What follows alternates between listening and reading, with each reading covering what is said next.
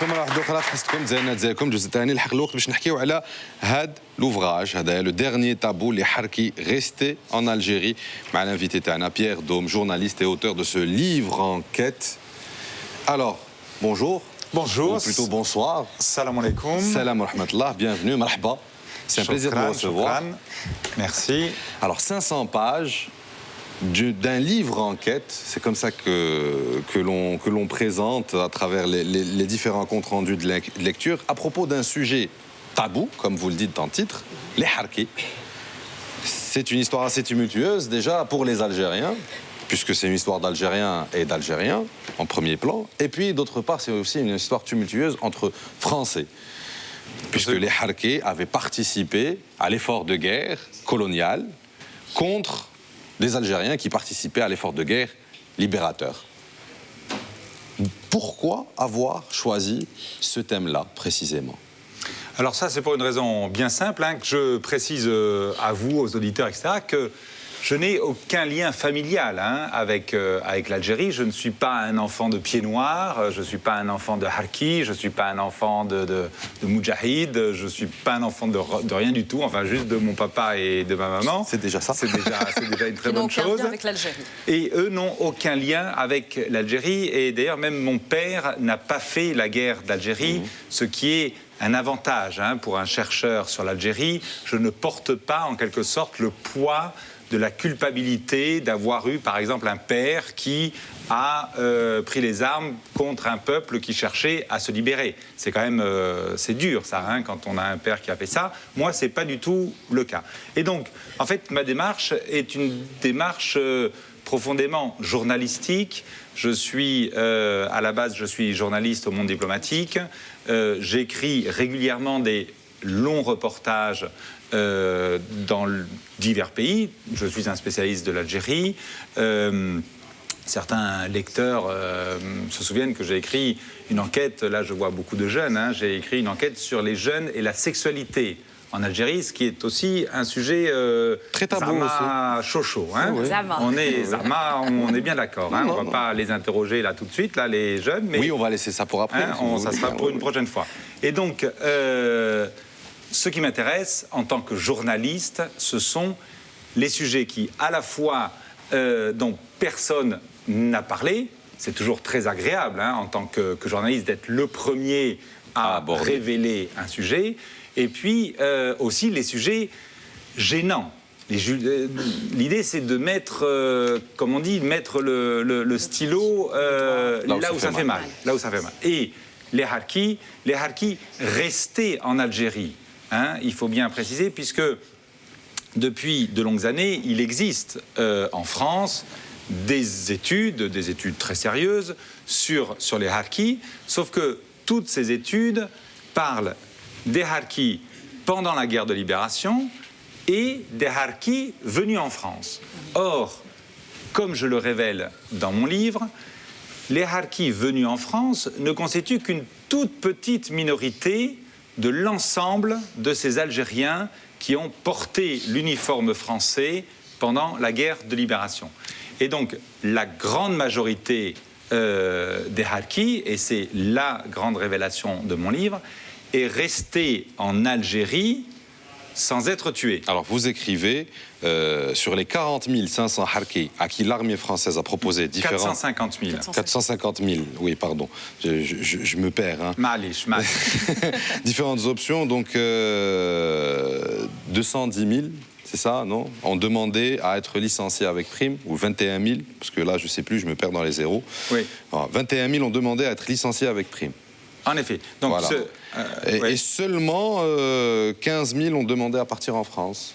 Alors, très exactement, pour que les choses soient claires, il y a eu, en effet, comme vous l'avez dit, 450 000 hommes algériens adultes qui ont été du côté de la France pendant les 7 années et demie de guerre de libération. Sur ces 450 000, ce qui est un chiffre déjà très important. Et vous savez que le ministre des Moudjahidines en Algérie m'a tout de suite attaqué. Parce que, justement. On en reparlera peut-être. Ça, c'est un coup porté assez fortement contre l'histoire officielle en Algérie. Bon. Et donc sur ces 450 000, seulement 25 000 sont partis en France. Voilà. Donc c'est ce que je disais, c'est une toute petite minorité. Et donc ensuite, en 62, 63, il y a eu des règlements de compte très violents contre les Harkis. Il y a eu de très nombreux assassinats, des milliers et des milliers. Mais dans votre livre, vous expliquez que cette image qu'on présente de cette exécution sommaire de tous les Harkis restés en Algérie, que l'Algérie était un danger pour ceux qui y sont restés. Vous parlez de massacre. Ce sont les mots voilà. qui ont été utilisés d'ailleurs il y a quelques jours par François Hollande. Absolument, Oui. absolument. Vous dites dans votre livre qu'au fait, ce n'est pas la vérité, ce n'est pas toute la vérité, puisque la plupart sont restés, n'ont pas été inquiétés. Certes, il y a eu des règlements de compte à un moment ou un autre, mais pour la grande majorité, ils sont restés à vivre un peu reclus de la société, effectivement, parce qu'il y a un lourd passif derrière, mais ils sont restés, ils n'ont pas été inquiétés pour autant. Donc ils n'ont pas été zigouillés. Voilà. Hein. Bon. Et en effet, comme vous le dites, en France, c'est depuis 50 ans, les hommes politiques français instrumentalisent de façon scandaleuse le passé colonial et ce qu'on appelle en France la guerre d'Algérie à des fins de politique intérieure. Bon. Le personnel politique algérien fait la même chose de son côté. Hein. Bon. Et là, François Hollande nous a donné un exemple très récent où... Les massacres des Pieds Noirs et des Harkis ils ont été victimes au lendemain des accords d'Évian. Il a parlé de massacres lors d'une interview sur France Culture. Absolument. Il y a 3 jours, Absolument. disons. Oui. Et donc, au lieu de lire mes ouvrages, puisqu'il se trouve que avant d'écrire sur les Harkis restés en Algérie, j'ai écrit une grande enquête sur les pieds noirs restés en Algérie en 2012, ni valise ni cercueil, un livre qui est publié en Algérie aussi, qui a été très très bien apprécié. Et justement, je démontre à François Hollande et à tous les gens qui veulent bien le lire que il n'y a pas eu un massacre ni de pieds noirs, un massacre généralisé, ni de pieds noirs, ni de Harkis. Oui. Sauf que là, François Hollande, qui fait du Nicolas Sarkozy, parce que ça, c'était quand même une spécialité de Nicolas Sarkozy. On va dire que c'est une spécialité de la droite, généralement, pas de la gauche. Oui, absolument, absolument. Et là, c'est vraiment très décevant, je dois dire, de la part de Nicolas Sarkozy, vous voyez le lapsus, de François Hollande, d'instrumentaliser à nouveau cette histoire douloureuse, complexe, mais qui ne demande pas à être justement utilisée à des fins politiques, mais qu'il vaut mieux étudier de façon approfondie, comme j'essaye de le faire dans mes travaux. Alors, votre livre s'intitule Les Harkis, le dernier tabou. Est-ce que c'est un tabou beaucoup plus en France ou en Algérie? Parce qu'on sait que vous avez été accusé de négationnisme par les associations de Harkis. 2 de vos conférences ont été annulées. Une conférence alors à Salon du Livre, Mouansartou, et puis en novembre 2015, une conférence à Toulon. Pour le Salon de Livre. Voilà, ça c'était par rapport à son éditeur, on y reviendra. Fin 2015. Oui. Fin 2015, après la sortie du livre, vous avez été un petit peu mis à l'écart. Alors, en France, c'est une très bonne question. C'est dans le sud de la France, on sait qu'il y a beaucoup d'anciens membres de l'OAS, que c'est une région assez sensible, qui est très dans la nostalgie. Il y a des camps de Harkis aussi. Justement, juste à côté. Mouansartou, il y avait un camp de Harkis juste à côté. Alors, comme je le disais récemment à mon éditeur algérien, qui est un type formidable, hein, il faut absolument que je cite son nom, Areski Larbi, des éditions Coucou.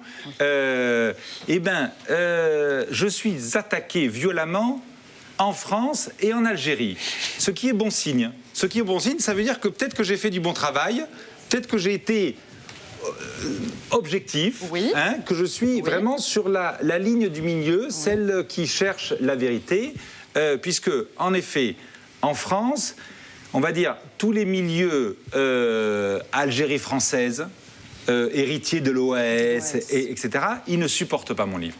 Ils ne supportent pas mon livre, puisque je leur enlève un de leurs arguments fondamentaux, qui est de dire que les gens de l'OAS qui assassinaient de façon monstrueuse le peuple algérien, ils avaient raison de leurs crimes parce qu'ils défendaient les bons musulmans, et j'espère que les téléspectateurs voient bien que je mets des guillemets quand j'utilise ce terme, contre les soi-disant barbares du FLN. Et donc, dans leur logique, à ces gens de l'Algérie française, eh ben, quand la France est partie en 62, eh ben, les barbares du FLN auraient montré leur barbarie en massacrant jusqu'au dernier tous les harkis. Je démontre que c'est faux. Donc ils sont très emmerdés, les gens de l'OAS et de l'Algérie française en France. En Algérie, il y a aussi des gens qui ne sont pas contents du tout, parce que je dis, puisque mon enquête bouscule fortement ce qu'on pourrait appeler une histoire officielle algérienne qui s'est imposée dès le lendemain de l'indépendance et qui est un instrument, on va dire, par le pouvoir algérien, les différents pouvoirs algériens, depuis pour continuer à légitimer leur position. Et dans cette histoire officielle, il y a 2 points que je brise, que je démonte dans mon livre. Le premier point, c'est de dire que le 1er novembre 1954, c'est le peuple algérien dans son ensemble qui se serait soulevé contre l'oppresseur colonial. Or, quand je dis qu'il y a eu 450 000 hommes adultes algériens qui n'a pas fait partie de ce peuple qui Zama s'est soulevé tous ensemble, mais qui était du côté des Français, 450 000 hommes adultes sur une population totale, à l'époque, hommes, femmes, enfants, vieillards, etc., comprises, de seulement 9 millions. Donc 450 000 hommes adultes sur 9 millions, ça fait quand même beaucoup. Donc ça, déjà, c'est très, très gênant. Vous touchez à quelque chose d'extrêmement sensible. Voilà. Et la deuxième chose, c'est que dans ce discours officiel, on dit que non seulement, dès le départ, les harkis, les traîtres, ils étaient très très peu, nombreux, et de toute façon, en 62, il y a une espèce de vengeance populaire. Donc la plupart sont partis, ceux qui sont restés, on les a tués. Depuis 62, le peuple algérien serait propre, serait pur, il n'y a plus aucun harki sur le sol algérien. Et moi, j'ai passé 3 ans à parcourir tous les villages de l'Algérie et j'ai retrouvé beaucoup. Alors justement, comment vous avez fait pour retrouver des harkis? Parce que c'est pas tâche simple. Les gens ne se trimballent pas avec des pancartes en disant je suis harki. Alors je suis fils de harki. Alors vous avez tout à fait raison. Et je dois dire que là, j'ai fait un travail vraiment de journaliste qu'auraient pu faire d'ailleurs beaucoup de journalistes, mes collègues algériens. Je vais rajouter quelque chose, juste pour argumenter. C'est là que le ministre des Moudjahidines, Taïb Zitouni, vous a attaqué. Le manque de documents appropriés laisse libre cours aux écrivains outre-Méditerranée, notamment français, de spéculer sur tout ce qui a trait à cette époque. C'est ce qu'a dit le ministre des Moudjahidines. Et puis, en parallèle, une autre question, c'est vous qui avez enquêté. Vous avez dit que d'autres journalistes auraient pu le faire. Il y a également des historiens, Mohamed Harbi, Benjamin Stora, la Cour Grand Maison. Pourquoi vous, pourquoi eux ne l'ont pas fait avant? Alors, bon... Ils sont des spécialistes de l'Algérie, pourtant. Bonne question. Vous savez pas? Alors, il y a plusieurs réponses possibles. Vous y avez pensé, je suppose. Oui. Bon, le fait est que, on va dire, pour aller vite, les historiens français, ceux que vous citez, bon, de toute façon, ce sont des personnes d'un âge respectable. Ils ne vont pas aller barouder dans le djebel algérien comme moi, je l'ai fait en louant une bagnole et en faisant 20 000 kilomètres tout seul. Dans l'Algérie profonde. Benjamin Stora, qui est un ami à moi, Mohamed Harbi, qui est un homme que je respecte infiniment. Ils n'ont plus l'âge pour barouder comme j'ai fait. Quant à mes collègues algériens, là, c'est une autre explication. Ça touche à quelque chose de très très profond. Ces vieux harkis que j'ai rencontrés, qui n'avaient jamais raconté leur histoire à personne depuis 50 ans. d'accord? Je suis le premier à qui ils ont accepté de livrer ce témoignage historique. S'ils avaient vu un Algérien venir chez eux, taper à leur porte et dire « oui, j'aimerais vous interroger sur votre passé de Harki », ils auraient... Pour instaurer la confiance, le pauvre collègue algérien, il aurait dû ramer 10 millions de fois plus que moi. Alors que moi, j'ai ma tête de Gaouri, je monte mon passeport Ana Fransaoui. Bon, ça crée... Il y a une espèce de relation de confiance immédiate. Maintenant, votre question, comment je les ai retrouvés? Parce que non seulement ces vieux monsieur ne sont pas là dans leur village à dire je suis un ancien Harki, mais même moi, j'allais pas me pointer. Il est où le Harki du coin? Il est où le Harki là, votre papa là, c'est un Harki là, vous pouvez. Non, c'est pas possible. C'est pas possible. Hein, on est bien d'accord. Bon, je suis content, je fais rire les jeunes, ça veut dire qu'ils comprennent bien la situation dont je parle. Et donc. Là, j'ai commencé pour mes premiers contacts en France par des sites internet, non pas Facebook là, et, bon, comme tout le monde fait. Il y a des sites d'associations, mais ce sont des sites d'associations d'aide aux enfants de Harki, aux Harki, oui, voilà, mais... pour constituer des dossiers, des papiers pour leurs allocations, etc., etc. Voilà, mais ce sont des associations franco-françaises. Oui, hein, bon. Sauf que c'est la magie d'Internet.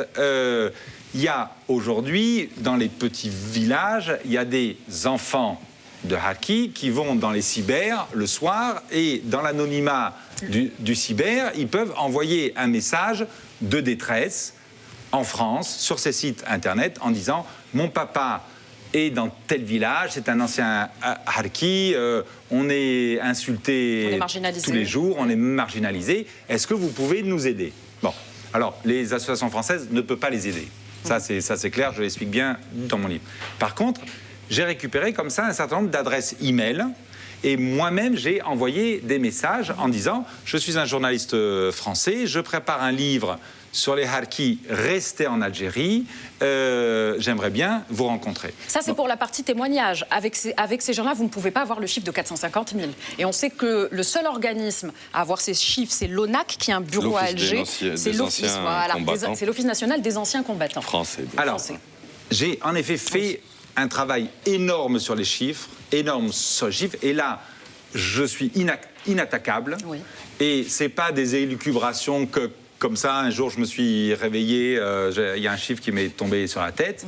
Non, non, j'ai fait un travail très approfondi et je le décris sur une dizaine de pages, mon travail sur les chiffres. Donc, les gens qui veulent m'attaquer, je les invite à lire les 10 pages et ensuite on discute argument sur argument. Donc, sur les chiffres, pour savoir, il y a 3 chiffres importants.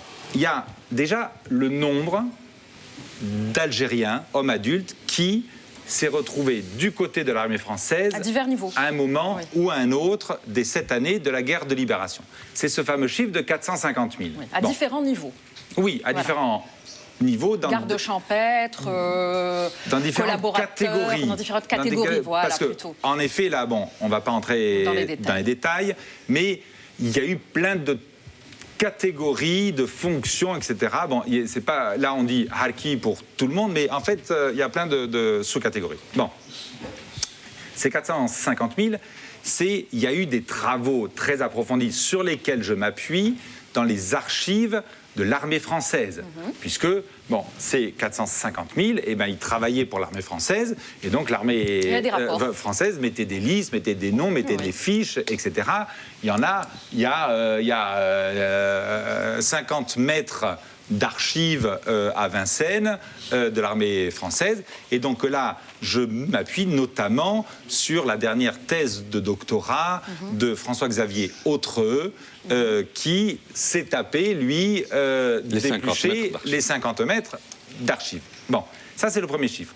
Le deuxième chiffre, celui de l'ONAC, c'est combien il en reste aujourd'hui en Algérie. Hein, parce qu'on sait que sur ces 450 000, donc il y en a eu 25 000 qui sont partis en France, mais ensuite, ceux qui sont restés en Algérie. Bon, l'ONAC distribue des cartes d'anciens combattants seulement depuis 2010. Oui. Parce que jusqu'à 2010, la loi française excluait ceux qui étaient restés ici. Les harkis qui étaient restés en Algérie de la possibilité d'avoir la carte d'ancien combattant et d'avoir la retraite d'anciens combattants qui va avec. D'invalidité au cas où et tout ce qui va avec. Oui, mais bon, il y a... On va dire c'est peu de pensions d'invalidité. Mais c'est surtout la retraite du combattant. Et là, je tiens à donner le chiffre parce que il y a beaucoup de mythes qui circulent en Algérie, genre les harkis en Algérie, ils reçoivent des millions d'euros de la part de la France. Cette pension, c'est 660 euros par an. Par an. Hein? Machi par mois. OK? Par an. Ça fait 55 euros par mois. Bon, alors si vous allez les changer au square, ça vous fait un peu plus de dinars. Bon, mais ça ne fait pas non plus des sommes folles. Hein, on est d'accord. Et donc, l'ONAC a les chiffres du nombre d'anciens harkis encore vivants aujourd'hui, parce que les morts n'ont pas de carte, hein, on est d'accord. Bon, et... Sauf que l'ONAC, quand je suis allé leur demander ces chiffres, ils m'ont dit « Ah non, ça, monsieur Dôme, c'est secret défense. Défense nucléaire des relations diplomatiques entre la France et l'Algérie. Pourquoi? Parce que ça veut dire quoi, ces retraites d'anciens combattants distribuées par l'ONAC, aujourd'hui, ces fameux 55 euros par mois, bon, c'est pas beaucoup, mais symboliquement, c'est quand même l'ambassade de France qui donne tous les mois 55 euros à des vieux monsieur en Algérie pour les remercier de s'être battus contre les Moudjahidines, contre l'Algérie. Je n'ai pas besoin de faire un dessin pour dire que c'est quand même un peu chaud, hein, cette histoire. Donc, il y a une espèce d'accord tacite entre le gouvernement algérien et le gouvernement français pour que ça se fasse, mais on n'en parle pas. Pierre Dôme, restez encore avec nous. Il est temps de passer à autre chose et de parler sport, puisqu'on arrive à la fin de ce plateau. Je suis moins doué sur le sport que ça tombe sur très bien, on est deux. L'histoire algérienne. Je suis moins doué sur l'histoire algérienne et sur le sport en même temps, moi, mais bon. Bon, alors, تحت صفيقتكم أمين عبد الله وفتحي أمين. C'est pour ça qu'on a un spécialiste maison. Monsieur الخير عليكم. Ça va? مساء النور. Vu la sensibilité du sujet, une petite pause s'impose. Oui. نشوف لي جي في الحالة. Donc في la chronique sport تاع اليوم راني حنهضر لكم على les différentes finales de coupe européenne. Parce que السمانة اللي فاتت شفنا 5 finales dans 5 pays différents. عليها خيرت لكم ثلاثة خيرتهم sur la base du caractère derby تاع les matchs هذوك. نبداو بالأولاني نروحوا لفرنسا مع la coupe de France بين البي اس جي والأو ام. شفتوا الماتش ما شفتوش؟ Non.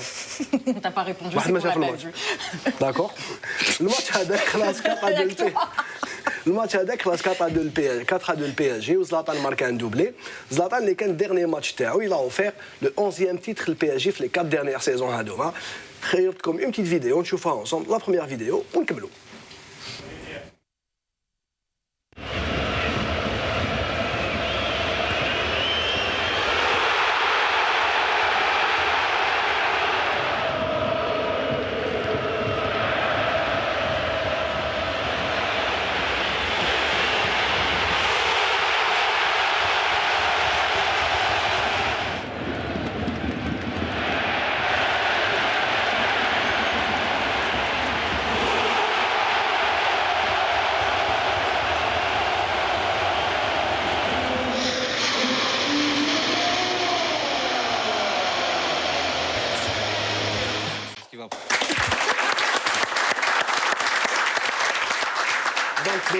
دوكا من فرنسا نروحوا للطاليان ولا فينال بين لا يوفي وميلان اسي. الماتش هذاك بارابور الماتش تاع فرنسا ايتي بوكو ميور نوتامون سور لامباكت فيزيك في الماتش هذاك قعد 0-0 حتى لا دوزيام بيريود دي برولونغاسيون وتما لونترينور تاع لا يوفي اليغري دار ان شونجمون على 108 مينوت دخل الفارو موراتا خريج مدرسه ريال مدريد هي الغيور. D'accord. Donc Morata il marqua l'unique but à la rencontre avec وهذا le 11e titre de coupe d'Italie la Juve. نشوفوا ensemble la deuxième vidéo. di Montolivo, Quadrado, Mandžukić per Pogba, Pogba, tiro, Donnarumma da parte della Juventus. Bonaventura esercita l'interno destro e rovesciata da parte di Bacca su respinta difettosa. Lemina, accelera Lemina, si arrende Kuzka, Quadrado attacca la Juventus, al centro c'è Mandžukić, Quadrado, Morata ed è vantaggio Juventus, appena entrato ha colpito alla prima chance, sbilanciata la difesa del Milan e Morata castiga. شون كيما لو اسمها كيربحوا الشامبيون كيف فرحوا هكذا كيما لو اسمها كيربحوا الشامبيون كيف لو اسمع اللي شاف الماتش تاع الجنان اللي هضرنا عليه تما يافي لي فيستيفيتي نيس با دونك دوكا نكملوا بلا ميور فينال لا بلو بيل هاد المره كانت في المانيا افيك لو شوك لو كلاسيك بين لو بوروسيا دورتموند والبايرن ميونخ صحاك انت وي كتبعي نعرف غير اون ايكيب ان المان سي البايرن بايرن دونك البايرن اللي هاد المره الماتش راه حتى لي بينالتي 0-0 على ليسو دو ماتش هذاك وتما البايرن ربحوا بلي بينالتي ربحوا لا 18 كوب في التاريخ تاعهم والفضل الكبير اللي من يولي البيب غوارديولا ان اونترينور اللي عنده ان باركور اسي سينغوليي غوارديولا اللي قعد 3 سنين في البايرن C'était son dernier match و في لي 3 سيزون اللي جوز معاهم ربح 7 تيتر دونك عليها خيرت لكم لا 3 فيديو هذه ما فيهاش لا فيكتوار تاع البايرن مي فيها بلوس لي ديرني مومون تاع غوارديولا مع البايرن نشوفها اونصومبل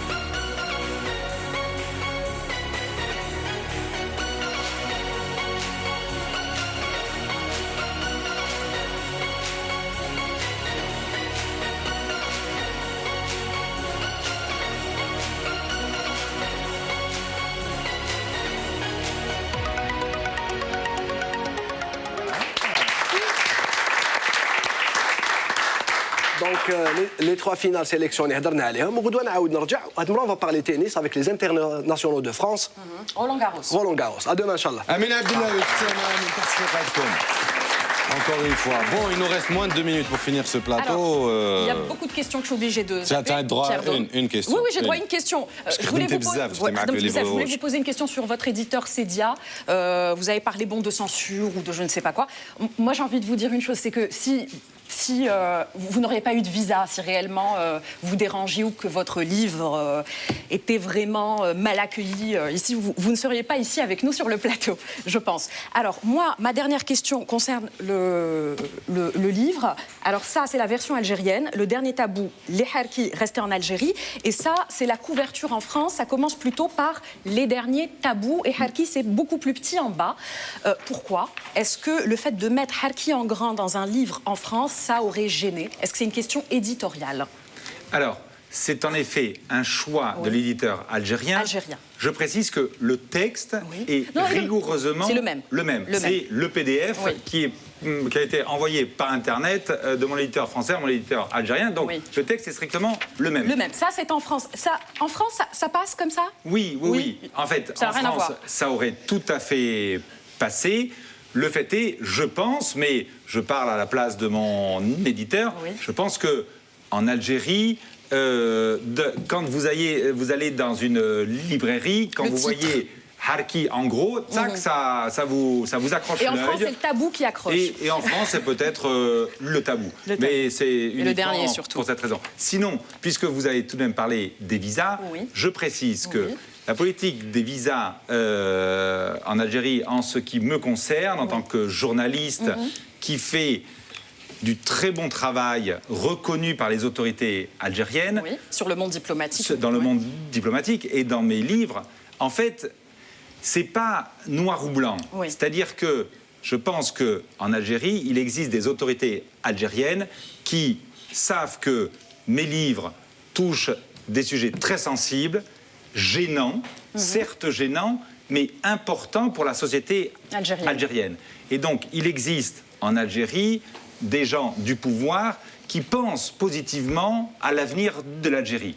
il existe d'autres personnes dans le pouvoir qui veulent s'accrocher un peu à l'histoire officielle et qui cherchent à me bloquer mes visas. Oui. Et donc, c'est jamais sûr. Mon visa, de temps en temps, il est bloqué, de temps en temps, il est pas bloqué. Et vos Là, conférences ne sont pas interdites, ça on peut non et plus. mes conférences ne sont pas interdites et elles montrent, là je suis en tournée de conférences en Algérie, elles montrent que il existe un public extrêmement intéressé pour débattre de l'histoire du passé de l'Algérie. Merci beaucoup Pierre Doum d'avoir accepté notre invitation. Encore une fois, Had Liktab Toukawan, Gal les librairies.